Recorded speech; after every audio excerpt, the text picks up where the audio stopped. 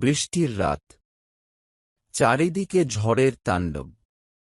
বিদ্যুৎ চমকাচ্ছে আকাশে, যেন কোনো এক অশুভ শক্তি মাটিতে নেমে আসার অপেক্ষায়।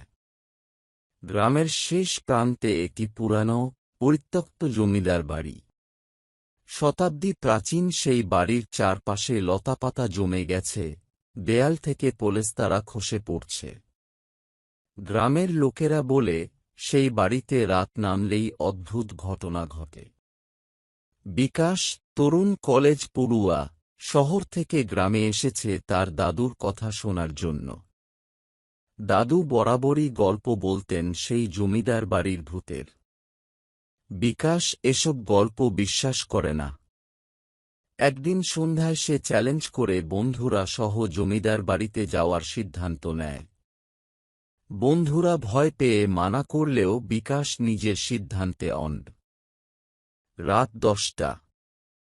বিকাশ টর্চ হাতে বাড়ির প্রবেশপথে দাঁড়িয়ে। পুরনো কাঠের দরজা ঠেলে ভিতরে ঢুকলেই শীতল হাওয়া বয়ে যায়। বাড়ির অন্দরের অন্ধকার যেন গভীর অজানা ভয়ের ছায়া ঘেরা।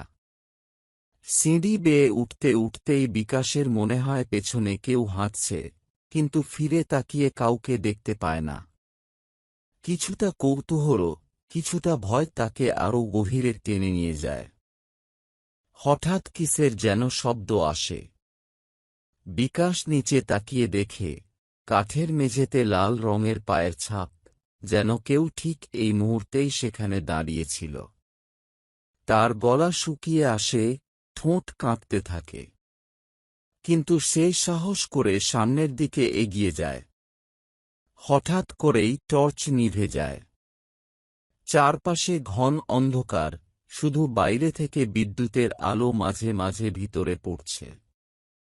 একটা শীতল বাতাস বিকাশের গা ঘেঁষে চলে যায়।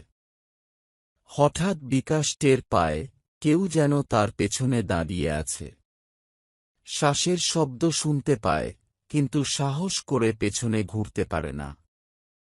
মাথার পেছনে ঠান্ডা একটা হাতের স্পর্শ টের পায়। সে আর সহ্য করতে না পেরে চিৎকার করে পেছনে ঘুরে দাঁড়ায়। পেছনে দাঁড়িয়ে আছে এক মেয়ের অবয়ব, পরনে পুরনো, ছেঁড়া শাড়ি। তার মুখে ভয়ঙ্কর হাসি। চোখ দুটি রক্তের মতো লাল, যেন মৃতের চোখ। হঠাৎ করেই মেয়েটির মুখ বিকৃত হয়ে যায়, চুল ছড়িয়ে পড়ে, ঠোঁট থেকে ফোঁটায় ফোঁটায় রক্ত পড়তে থাকে। বিকাশ আর কিছু দেখতে পায় না, তার দেহ পাথরের মতো জমে যায়। সকালে গ্রামের লোকেরা বিকাশকে বাড়ির সামনের বাগানে অচেতন অবস্থায় খুঁজে পায়। সে জীবিত, কিন্তু তার চোখে চোখে আতঙ্কের ছাপ। সে কিছু বলতে পারে না, শুধু একটাই কথা ফিস করে, ওরা এখনো ওখানে আছে। ওরা আমাকে ছাড়েনি।